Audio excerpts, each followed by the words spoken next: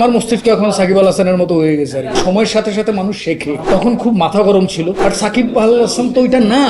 20 বছরের আমি, 20 বছরের আপনি, আগের আপনি, আজকের আপনি এক হবেন না কখনো। বা 20 বছর আগে দুর্দান্ত অ্যাক্টিং করেছেন, এখন এরকম করছেন কেন বলা যেতে পারে। বাট এটা আসলে সময়ের সাথে সাথে মানুষ শেখে, নতুন জোনে যায়, নতুন এলাকায় যায়, নতুন কালার দেখে আর কি। So, সময়ের সাথে সাথে সবকিছু চেঞ্জ হয়ে যায়। তো আমি বলবো যে তখন খুব মাথা গরম ছিল, কারণ যে একটা সময় আশাফুলের মতো বলি আর কি, নাইমে ধুমধারাক্কা 6 মেরে দিচ্ছে। বাট সাকিব আল হাসান তো ওইটা না।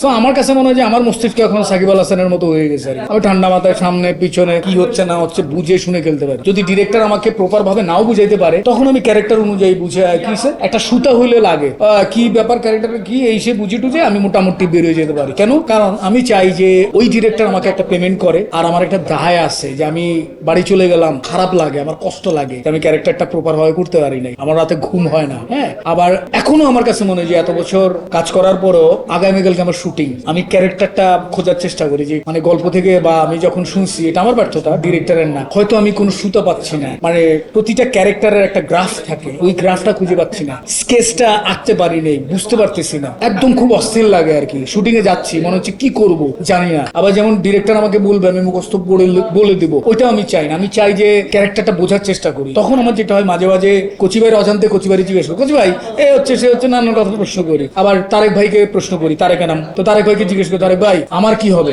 কেন বাচ্চু? আমি কো ভাই প্রতিদিন আমি এই যে প্রতিদিন কাজ করতেছি, আমার সবসময় মনে হয় যে আমি কিছুই জানি না, কিছুই বুঝি না। আমার এই ক্যারেক্টারটা আমি করতে যাবো, ভাই নিজের খুব অসহায় লাগে যে আমি তো কিছুই জানি না, কিছুই বুঝি না, আমি কিভাবে প্লে করবো ক্যারেক্টার। বলো তো দ্যাটস গুড।